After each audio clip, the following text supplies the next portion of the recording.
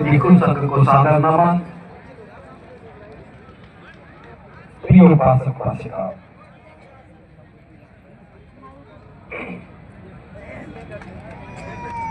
जब हमने 18 मार्च की योजना तैयार की, उससे पहले पिछले वर्ष बौद्ध आचार संहिता का लक्ष्य निर्धारित किया था कि समाज में बौद्धों की एक आचार संहिता होनी चाहिए, क्योंकि भारत में बौद्ध तो बहुत बने, लेकिन बौद्ध नजर नहीं आए। मैं आज आगरा की इस ऐतिहासिक स्थल पर एक बार फिर याद दिला रहा हूं। 18 मार्च 1956 को बाबा साहब लाल किला मैदान में आए थे और हमारे लिए एक महत्वपूर्ण संदेश दिया था। जो उन्होंने काम किया उसके बारे में हमें बताया, जो करना चाहते थे उसके बारे में भी हमें दिशा निर्देश दिए, और करने के बाद जो बाबा साहब हमसे अपेक्षा करते थे, हम उस पर खरे नहीं उतर पाए। उस पीड़ा को भी बाबा साहब ने यहां उजागर किया। मैं भी जब छात्र जीवन में था, मुझे आगरा का बाबा साहब का भाषण लगता था कि मेरी दिशा को तय कर रहा है, लेकिन आगरा मुझसे बहुत दूर था। 1996 में पलवल में आ गया,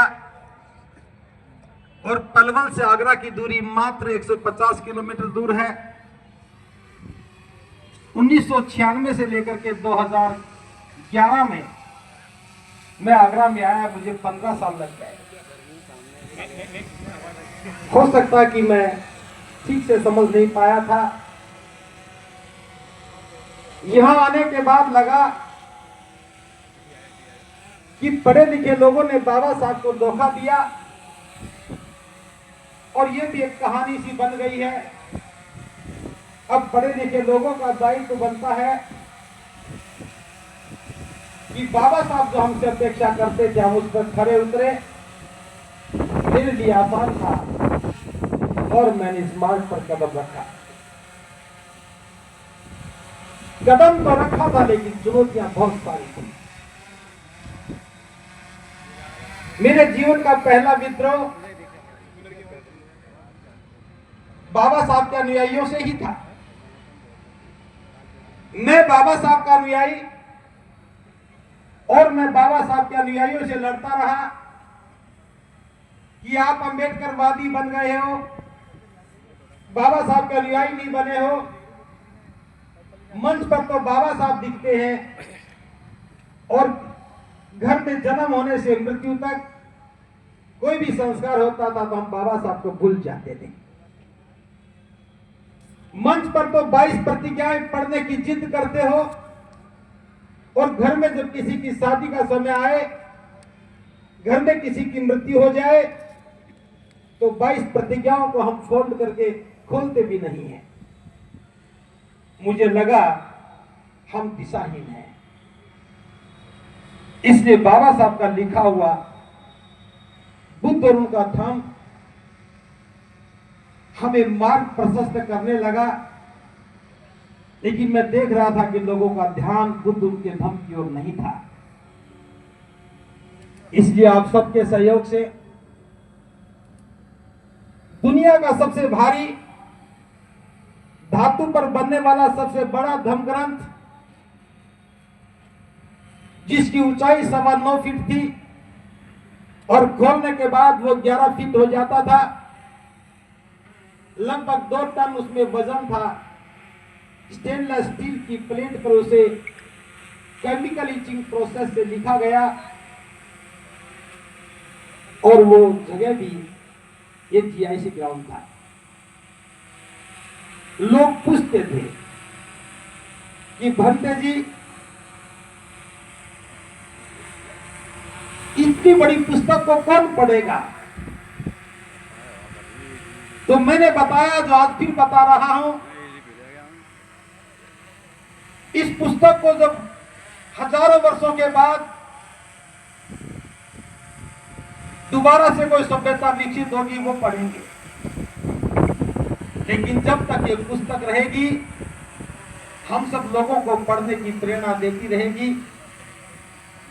और उसके 1 साल के बाद ही 1.25 लाख लोगों ने, इससे जो दूसरा ग्राउंड है काफी बड़ा है, कोठी मीना बाजार में एक साथ बुद्ध और उनके धम्म ग्रंथ को पढ़ा तो समझ में आया कि बुद्ध और उनके धम्म ग्रंथ के बिना हम बुद्ध के धम्म को नहीं समझ सकेंगे। और ये सिलसिला चलते चलते पिछले वर्ष तक आया। तो एक बात जो दिमाग में थी, बाबा साहब जिस तंबू के बंबू को खोद रहे थे, जो बुद्ध अलंकार जी ने भी बताया, बाबा साहब कह रहे थे, आगरा में आके कहा था, मैं बूढ़ा हो चला हूं, मेरी आंखें खोज रही है उस नौजवान को जो मेरे द्वारा बनाए गए तंबू का बंबू बन सके। मैं बूढ़ा हो चला हूं, शरीर जर्जर हो गया है, एक दिन मैं दुनिया से चला जाऊंगा, और जब मैं दुनिया से चला जाऊंगा तो तंबू मेरे सहारे खड़ा हो, कभी गिर ना जाए। मैं ढूंढ रहा हूं उस नौजवान को जो तंबू का बंबू बन जाए। बाबा साहब की आंखें तंबू के बंबू को खोज रही थी और हम लोगों ने अपने अपने तंबू बना दिए, उसके बंबू बन गए। हमने अपने संगठनों को तंबू बना लिया, उसके अध्यक्ष बनकर के बंबू बन गए। जो लक्ष्य बाबा साहब ने तय किया था हम उसको करना भूल गए। हम बौद्ध भी बने, नजर नहीं आए। बाबा साहब 18 मार्च 1956 को आगरा में आए। 9 महीने के अंतराल में बाबा साहब दुनिया से विदा हो गए। बाबा साहब के दुनिया से जाने के बाद आगरा के लोगों ने एक साथ 3 लाख लोगों ने, 5 लाख लोगों ने बौद्ध धर्म की दीक्षा ली। वो जनवरी 5 का दिन था 1957 में। 5 जनवरी को या 3 जनवरी को 5 लाख लोग बौद्ध बने। उसके 2 या 3 दिन के बाद 3 लाख लोग बौद्ध बने। अगर कुल मिलाकर के मैं बात करूं 5 लाख भी बौद्ध बने। आज हमें 500 बौद्ध भी नजर नहीं आते। क्यों नजर नहीं आए? ये प्रश्न हमारे सामने खड़ा था। तो समझ में आया, हमने दीक्षा तो ली, हम बौद्ध तो बने, अपनी पहचान नहीं बनाई, पुरानी पहचान को छोड़ा नहीं, नई पहचान बनाई नहीं, प्रतीक बदले नहीं, पहनावा बदला नहीं, संबोधन बदला नहीं, तो बौद्ध कैसे बनेंगे? फिर जब मैं भिक्षुओं की ओर देखने लगा, भिक्षु बहुत बने, लेकिन वो सारे के सारे संस्कार करवाने लग गए। पुरोहित का काम भिक्षु करने लग गए। किसी ने मांग में सिंदूर भरा तो किसी ने बिछिया पहनाने का काम भी किया। जो काम नहीं करना था वो भिक्षु करने लगे। एक एक को रोकना संभव नहीं था। जरूरत थी एक आचार संहिता की, और उस आचार संहिता पर काम करना शुरू किया। 15-16 जून को 2 दिन का जयपुर में एक कार्यक्रम रखा। पूरे देश के प्रतिनिधि आए। बौद्ध आचार संहिता को, ड्राफ्टिंग को अंतिम रूप दिया। और 11 नवंबर 2024 को गौतम बुद्ध विश्वविद्यालय गौतम बुद्ध नगर में इस बौद्ध आचार संहिता का विमोचन किया। उस समय हम मात्र 2500 प्रतिनिधि बुला पाए, लेकिन 18 मार्च का कार्यक्रम सीमाओं से पार जाकर के होता है। तो हमने इस बार का धम्म कारवां आचार संहिता को समर्पित करने का निर्णय लिया। लेकिन निर्णय लेने के बाद एक परिस्थिति बदली। आदरणीय आकाश लामा जी,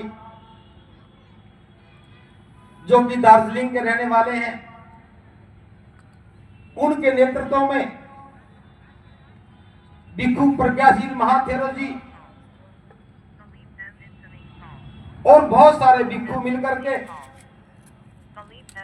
ऑल इंडिया बुद्धिस्ट फोरम